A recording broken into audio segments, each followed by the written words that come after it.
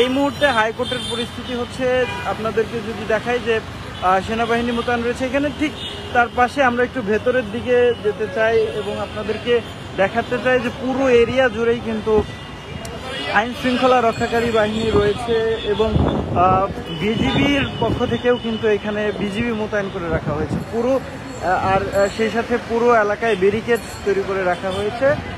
এই পাশটা যে পুলিশের অবস্থান দর্শক সরাসরি দেখছিলেন ইত্তেফাকে, আজকেও এখানে বৈষম্য বিরোধী ছাত্র আন্দোলনকারীরা তারা আদালত ক্যাম্পাস এবং হাইকোর্টের সামনে, তারা হাইকোর্ট এবং জজ কোর্টের সামনে তারা জড়ো হয়ে বিক্ষোভ করবেন, এমনটাই কথা ছিল তাদের কর্মসূচি এটাই, যার কারণে আজকেও কিন্তু গতকাল শিক্ষার্থীরা আসতে পারলেও আজকে কোনোভাবেই সম্ভব হবে না, কারণ সেনা মোতায়েনের পাশাপাশি আমরা দেখেছি যে এখানে পুলিশের ব্যারিকেড তৈরি করে রাখা হয়েছে, পুলিশ ব্যারিকেড তৈরি করছেন, সেই সাথে পুলিশ রয়েছে, বিজিবির যে টহল রয়েছে, বিজিবির টহল রয়েছে। এই পাশটাতে যদি দেখাই একেবারে কার্জন হলের সামনের এই সড়কের অংশটা ধরে এই পাশটাতেও কিন্তু আমরা দেখতে পাচ্ছি যে ব্যারিকেড তৈরি করে রাখা হয়েছে। জানেন যে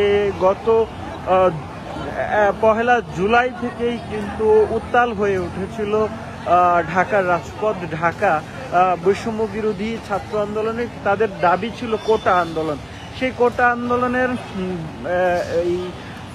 কোটা আন্দোলন অনেকটাই সফল হয়েছে। তারা সারা দেশব্যাপী ছাত্র জনতার যে ঢল, সেই আন্দোলনে তারা সমর্থ হয়েছেন এবং কোটা সরকারের পক্ষ থেকে মেনে নেওয়া হয়েছে। তবে কোটা আন্দোলনের পরে যারা আসলে গ্রেফতার হচ্ছেন সাধারণ শিক্ষার্থীরা, তাদেরকে মুক্তির দাবিতে কিন্তু কর্মসূচি অব্যাহত রয়েছে। আজকেও তারা কর্মসূচি দিয়েছিলেন, সেই কর্মসূচি আসলে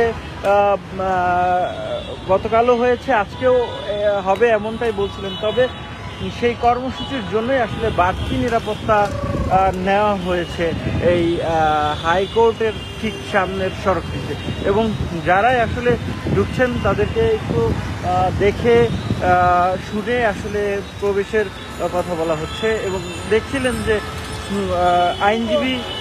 আইনজীবীরাই আসলে যাদের সাথে কোর্টে সংশ্লিষ্ট রয়েছেন তারাই এই হাইকোর্টের ভেতরে প্রবেশ করছেন।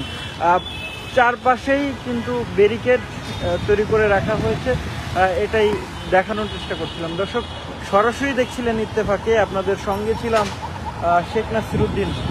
যেমনটা আসলে বলছিলাম যে হাইকোর্ট অবস্থা, এই কাজটাতে পুলিশের অবস্থান, আমার ঠিক সামনেই সেনা মোতায়েন করে রাখা হয়েছে এবং এই কাজটাতে বিজিবির 4টি গাড়ি রয়েছে, তারা কিন্তু এর মধ্যে রয়েছেন। এবং এখানকার পরিস্থিতি যদি বলি তাহলে কোনো শিক্ষার্থী আসলে এখনো পর্যন্ত আসেননি, বিক্ষোভ করেননি। এই মুহূর্তে এখানে বৃষ্টি হচ্ছে, গুড়ি বৃষ্টি হচ্ছে, এখনো পর্যন্ত গুড়ি বৃষ্টি হচ্ছে। পরিস্থিতি বলা চলে যে আইন শৃঙ্খলা রক্ষাকারী বাহিনীর নিয়ম।